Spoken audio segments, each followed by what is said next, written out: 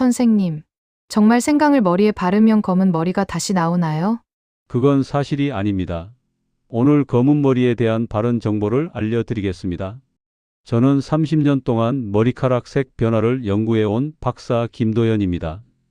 그동안 수많은 분들이 흰머리 때문에 고민하며 저를 찾아오셨고, 그분들과 함께 여러 방법을 시도하면서 무엇이 정말 효과가 있고 무엇이 오히려 해로운지 직접 확인할 수 있었습니다.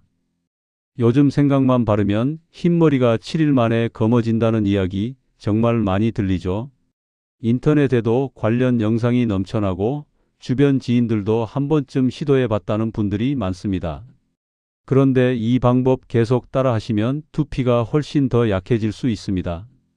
실제 상담 현장에서 잘못된 정보 때문에 되레 머리카락이 더 빠르게 휘어지는 분들을 계속 봅니다.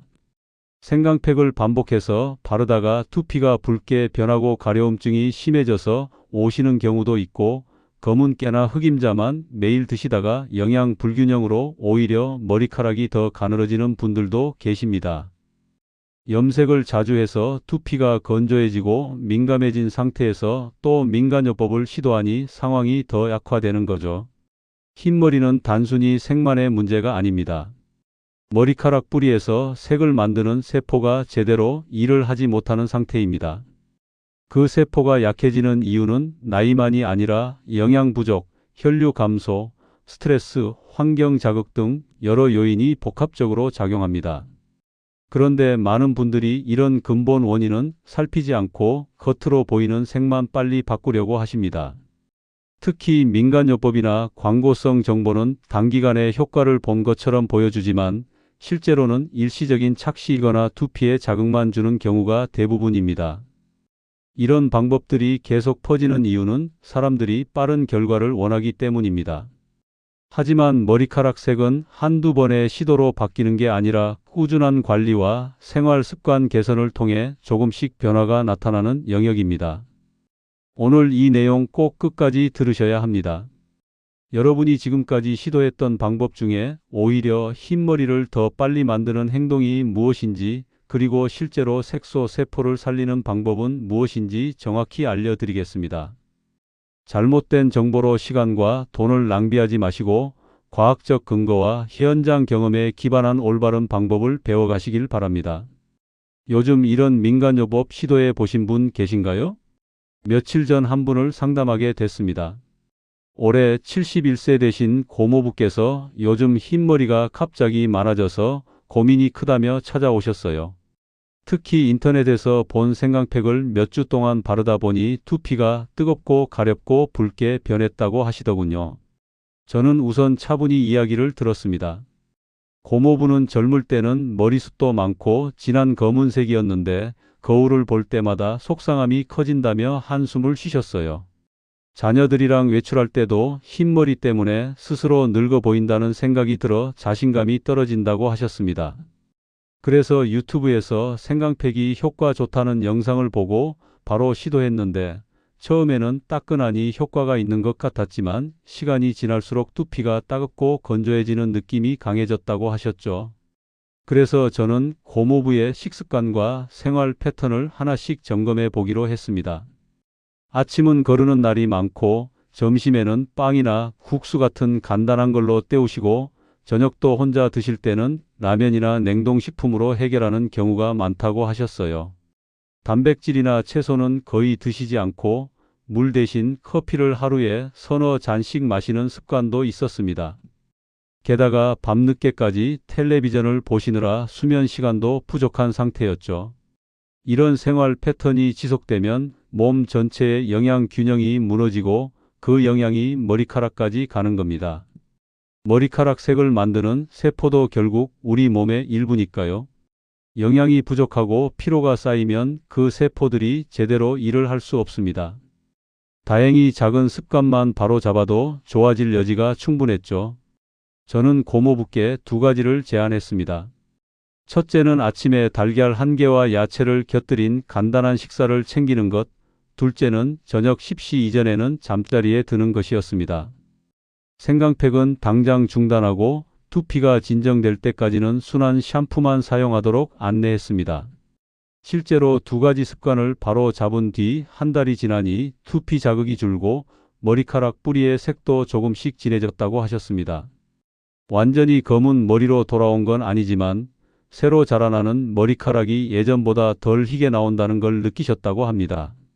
무엇보다 두피가 건강해지니 가려움증도 사라지고 전반적으로 머리카락 상태가 좋아졌다고 기뻐하셨어요. 이 이야기를 끝까지 들어야 전체 흐름을 알 수 있습니다. 왜냐하면 흰머리는 겉으로 보이는 색만의 문제가 아니라 우리 몸 전체의 건강 상태를 반영하는 신호이기 때문입니다. 오늘 이 영상에서 말씀드릴 내용은 여러분의 흰머리 관리 방식을 완전히 바꿀 수 있는 중요한 지혜입니다. 이 이야기를 끝까지 듣고 실천하셔야만 진정한 변화를 경험할 수 있습니다. 혹시 아직 구독과 좋아요를 누르지 않으셨다면 지금 바로 눌러주세요. 이 채널은 여러분의 건강한 노년을 응원합니다. 이런 중요한 정보를 더 많은 분들이 알 수 있도록 구독과 좋아요로 응원해 주세요. 끝까지 보시면 왜 지금 당장 여러분의 작은 습관을 바꿔야 하는지 분명하게 깨닫게 되실 겁니다. 끝까지 보지 않으시면 가장 중요한 실천법을 놓치게 됩니다. 마지막에 나올 단 하나의 습관이 모든 것을 바꿀 수 있습니다. 뒤에 나올 구체적인 방법을 모르시면 지금까지의 노력이 의미 없어질 수 있어요. 이렇게 일상의 작은 변화만으로도 충분히 달라질 수 있어요. 그래서 이제는 흰머리와 직접 연결되는 핵심 요소들을 하나씩 짚어보겠습니다. 가장 먼저 말씀드리고 싶은 건 생강팩입니다. 많은 분들이 생강을 두피에 직접 바르면 혈류가 좋아지고 머리카락이 검어진다고 믿으시는데 사실 이건 정반대의 결과를 가져올 수 있습니다. 생강은 자극이 강한 식물이에요. 두피에 바르면 처음에는 따뜻한 느낌 때문에 효과가 있는 것처럼 느껴지지만 실제로는 피부 표면에 염증 반응을 일으키는 겁니다. 국내 색소 연구기관 자료를 보면 생강의 특정 성분이 피부 미백 작용을 유도할 수 있다는 결과가 보고되어 있습니다. 즉 생강을 피부에 바르면 오히려 멜라닌 색소 활동이 떨어질 수 있다는 거죠. 멜라닌은 우리 머리카락에 색을 주는 중요한 물질인데 그 활동이 억제되면 흰머리가 더 빨리 늘어나는 결과로 이어질 수 있습니다. 제가 만났던 66세 정혜수님도 바로 이런 경우셨어요. 유튜브에서 생강팩이 좋다는 영상을 보고 한 달 넘게 매일 밤 생강을 갈아서 두피에 발랐다고 하셨습니다.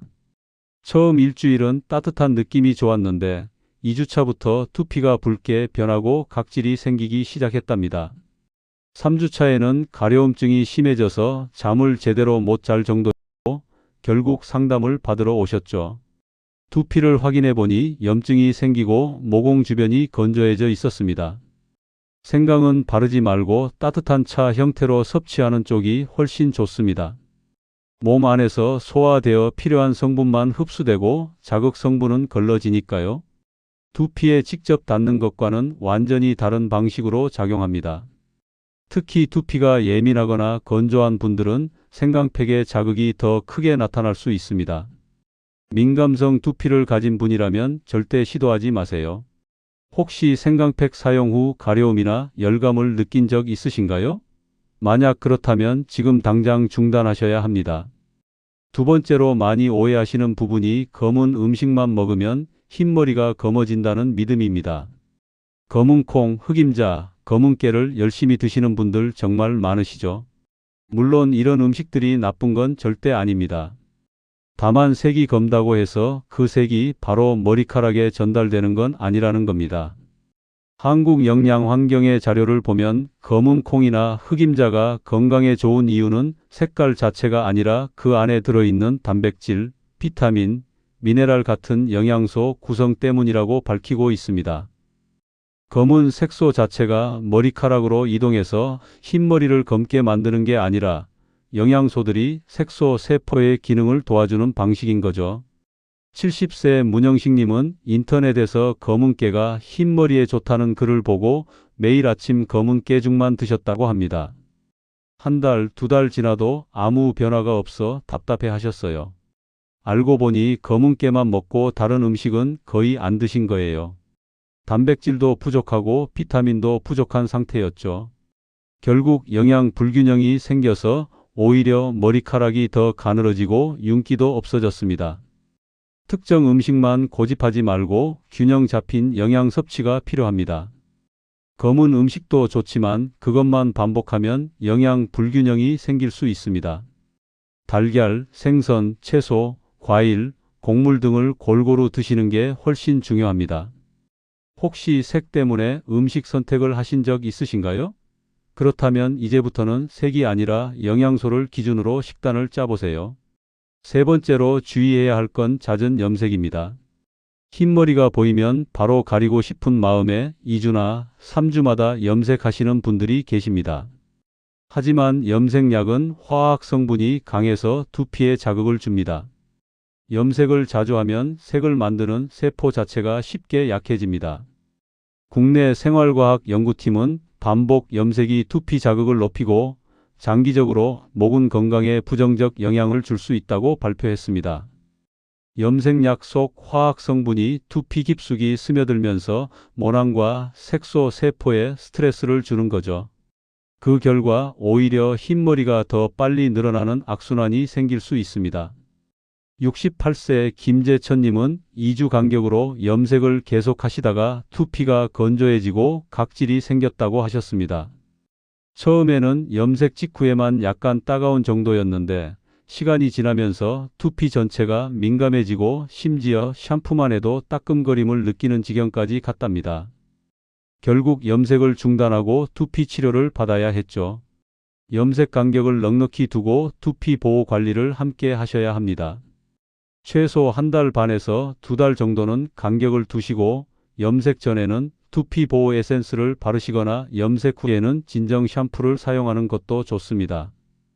두피가 붉어지거나 가려움증이 생기면 염색을 최소 1달 이상 쉬는 것이 좋습니다. 혹시 염색 후 두피가 따갑거나 건조했던 적 있으신가요? 그렇다면 염색 주기를 다시 점검해 보세요. 네 번째로 절대 하지 말아야 할 행동이 흰머리 뽑기입니다. 흰머리 한 올이 보이면 습관적으로 바로 뽑으시는 분들 많으시죠. 하지만 뽑는 습관은 결국 모근을 약하게 만들어 새로운 머리카락 자체가 자라지 못할 수 있습니다. 생활모발연구센터 보고를 보면 반복된 뽑기는 장기적으로 모근 밀도를 감소시킨다고 발표했습니다. 모근이 손상되면 그 자리에서는 아예 머리카락이 안 자라게 됩니다. 흰머리를 뽑는다고 검은 머리가 나오는 게 아니라 그냥 탈모 부위만 생기는 거죠. 64세 박수영님은 거울을 볼 때마다 정수리 쪽 흰머리만 자꾸 뽑으셨다고 합니다. 한 부분만 반복해서 뽑다 보니 결국 동전 크기만 한 탈모 반점까지 생기셨어요. 그 부분은 모근 자체가 손상돼서 이제 머리카락이 거의 안 나온다고 하셨습니다. 흰머리가 싫어서 뽑았는데 결국 머리카락 자체가 사라진 거죠. 뽑지 말고 관리 방향을 바꾸는 것이 안전합니다. 흰머리가 신경 쓰이면 짧게 자르거나 염색 간격을 조절하거나 아예 흰머리를 자연스럽게 받아들이는 방법도 있습니다. 강한 자극은 장기적인 손상으로 이어질 수 있습니다. 혹시 흰머리 보일 때 습관적으로 바로 뽑으시나요? 지금부터라도 그 습관을 멈추셔야 합니다. 다섯 번째는 영양 불균형과 피로 누적입니다. 이건 앞서 말씀드린 모든 요소와도 연결되는 근본 원인이에요. 피로와 영양 부족은 색소 기능 저하와 직접 연결됩니다. 국내 영양생리연구팀에서는 특정 영양소가 부족할 때 머리카락 색이 쉽게 옅어진다는 결과를 발표했습니다. 특히 비타민 B12, 구리, 철분, 단백질 같은 영양소가 부족하면 색소 세포가 제대로 일을 하지 못합니다. 또 피로가 누적되면 혈류가 나빠지고 몸 전체의 대사 기능이 떨어지면서 두피와 머리카락에도 영향을 줍니다. 69세 최미정님은 지난해 가족 일로 스트레스와 피로가 심했던 시기에 흰머리가 급증했다고 하셨습니다. 한 달 사이에 머리 전체의 절반 가까이가 하얗게 변했다고 해요. 식사도 제대로 못하고 잠도 부족했던 그 시기가 지나고 나서야 조금씩 회복되었지만 이미 늘어난 흰머리는 되돌리기 어려웠습니다. 식사 균형, 휴식 일정, 간단한 운동 루틴을 마련해야 합니다. 아침은 꼭 챙기고 단백질과 채소를 골고루 드시고 하루 7시간 이상은 주무시고 가벼운 산책이라도 매일 하시는 게 좋습니다. 한 가지 영양소만 강조하는 식단은 피해야 합니다. 요즘 유난히 피로하시거나 손발이 시린 느낌 있으신가요? 그렇다면 영양과 휴식부터 점검해 보셔야 합니다. 이제 이 위험 요소들을 이해했으니 다음 장에서는 흰머리 개선을 위해 실제로 어떤 행동을 더하면 효과가 나타나는지 정리해 보겠습니다. 먼저 비타민 B12를 충분히 보강하는 것부터 시작해야 합니다. 색을 만드는 세포가 활발히 일하려면 B12가 꼭 필요합니다.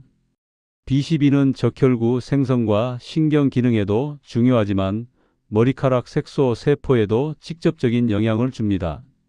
이 영양소가 부족하면 색소 세포가 제대로 작동하지 못해 흰머리가 빨리 늘어나게 됩니다. 특히 60대 이상 시니어 분들은 위장 기능이 약해지면서 B12 흡수율이 떨어지는 경우가 많습니다. 음식으로만 충분히 섭취하기 어려운 거죠.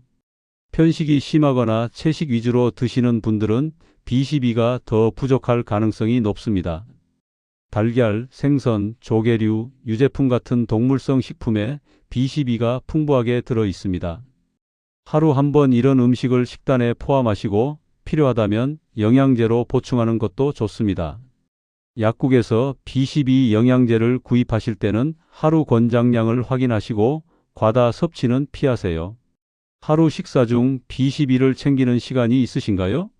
아침 식사로 달걀을 드시거나 점심에 고등어 같은 생선을 드시는 것만으로도 충분히 보충할 수 있습니다.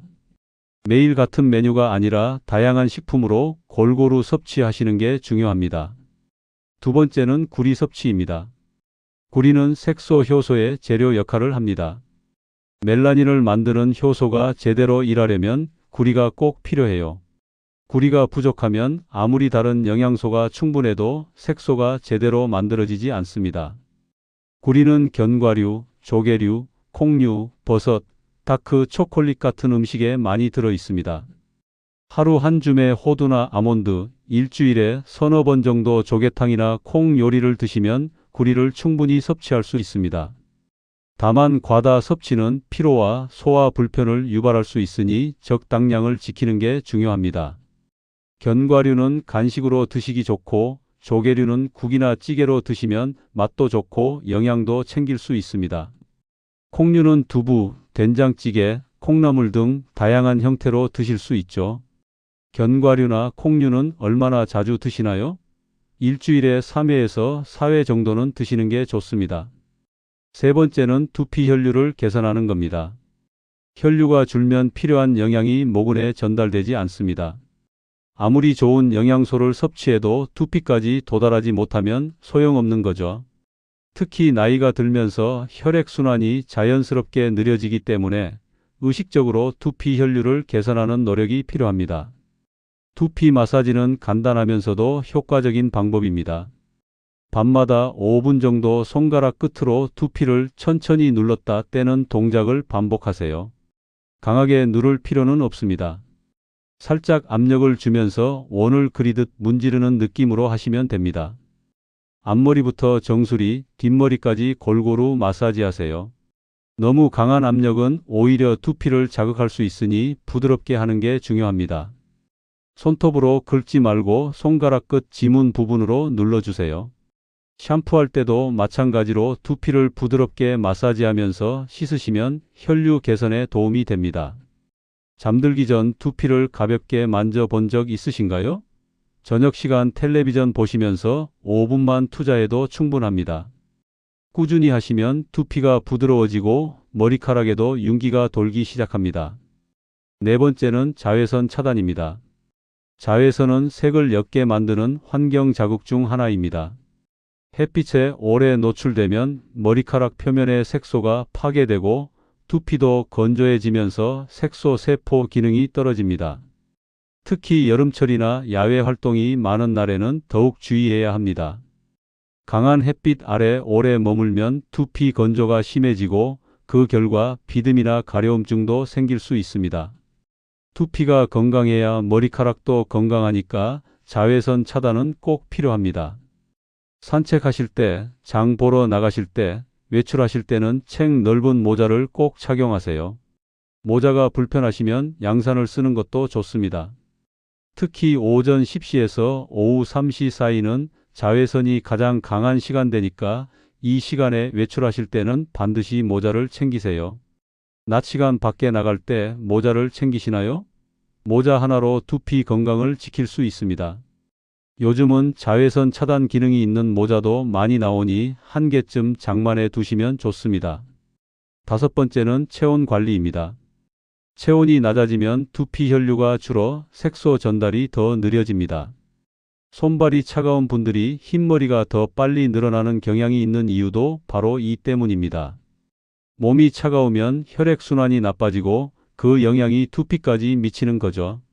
찬 음료와 과도한 냉방은 체온을 떨어뜨리는 주요 원인입니다. 특히 여름철에 시원한 음료를 자주 드시면 몸속 체온이 내려가고 겨울철에 난방을 너무 약하게 하면 손발이 차가워집니다. 실내 온도는 적절하게 유지하시고 음료는 미지근하거나 따뜻한 걸로 드시는 게 좋습니다. 따뜻한 차와 가벼운 스트레칭으로 하루 체온을 일정하게 유지하세요. 아침에 일어나서 따뜻한 물 한 잔, 식사 후 생강차나 대추차 같은 따뜻한 차 한 잔씩 드시면 체온 유지에 도움이 됩니다. 스트레칭은 아침 저녁으로 10분씩만 해도 혈액순환이 좋아집니다. 요즘 손발이 차거나 몸이 쉽게 식는 편인가요? 그렇다면 따뜻한 음료를 자주 드시고 옷도 한 겹 더 입으세요. 특히 목과 발목을 따뜻하게 하면 전체 체온 유지에 큰 도움이 됩니다. 이제 마지막 장에서 전체 요약과 오늘 바로 시작할 실천 한 가지를 정리하겠습니다. 오늘 내용의 핵심은 단순합니다. 흰머리를 없앤다며 생강을 바르거나 검은 음식만 고집하는 방식은 효과가 거의 없고 오히려 두피를 더 자극해 악화시킬 수 있습니다. 잦은 염색, 흰머리 뽑기, 영양 불균형과 피로 누적 같은 행동들도 결국 흰머리를 더 빨리 만드는 원인이 됩니다. 반대로 색을 만드는 세포가 해야 할 일을 도와주는 방식, 즉 영양 균형 맞추기, 두피 혈류 개선하기, 자외선 차단하기, 생활 패턴 조절하기, 체온 관리하기 같은 실천들은 실제 변화를 만들어 낼 수 있습니다. 이런 방법들은 단기간에 극적인 효과를 보이지는 않지만 꾸준히 실천하면 새로 자라나는 머리카락의 색이 조금씩 진해지고 두피도 건강해집니다. 잘못 관리하면 두피가 약해지고 흰머리 진행이 빨라지며 심하면 탈모까지 생길 수 있습니다. 생강팩으로 두피에 염증이 생기고 잦은 염색으로 모근이 손상되고 흰머리를 뽑다가 탈모 반점이 생기는 일이 실제로 일어납니다. 영양 불균형이 지속되면 머리카락이 가늘어지고 윤기도 사라집니다. 하지만 제대로 관리하면 새로 자라나는 뿌리부터 색이 조금씩 진해지는 변화를 느낄 수 있습니다. 두피가 건강해지면 가려움증이나 각질이 줄어들고 머리카락에 윤기가 돌기 시작합니다. 완전히 젊었을 때처럼 검은 머리로 돌아가는 건 어렵지만 흰머리 진행 속도를 늦추고 전반적인 머리카락 건강을 유지하는 건 충분히 가능합니다. 오늘 당장 실천할 단 하나의 제안은 두피 혈류를 위한 밤 5분 마사지입니다. 복잡한 준비도 필요 없고 바로 시작할 수 있습니다. 오늘 밤부터 자기 전에 손가락 끝으로 두피를 부드럽게 눌러주세요. 앞머리부터 정수리, 뒷머리까지 천천히 원을 그리듯 마사지하시면 됩니다. 5분이면 충분합니다. 이 작은 습관 하나가 두피 혈류를 개선하고 영양소가 모근까지 잘 전달되도록 도와줍니다. 한 달만 꾸준히 해보세요. 두피가 부드러워지고 머리카락 상태가 좋아지는 걸 느끼실 겁니다. 그 다음에는 오늘 말씀드린 다른 실천들도 하나씩 추가해 보시면 됩니다. 비타민 B12와 구리가 풍부한 식단을 챙기고 외출할 때는 모자를 쓰고 따뜻한 차를 자주 마시고 염색 간격을 넉넉히 두고 흰머리를 뽑지 않는 습관까지 모두 실천하시면 분명히 변화를 경험하실 겁니다. 머리카락은 우리 몸의 건강 상태를 반영하는 거울입니다. 흰머리 관리는 결국 전체 건강 관리와 연결되어 있습니다. 다음 영상에서는 색소가 다시 살아나는 과정을 더 자세히 설명하고 흰머리 진행을 늦추는 하루 루틴을 아침부터 저녁까지 단계별로 정리해 드리겠습니다. 식사 시간별로 어떤 음식을 먹으면 좋은지, 어떤 운동이 두피 혈류에 도움이 되는지, 수면 습관은 어떻게 조절하면 좋은지 구체적으로 안내해 드릴 예정입니다.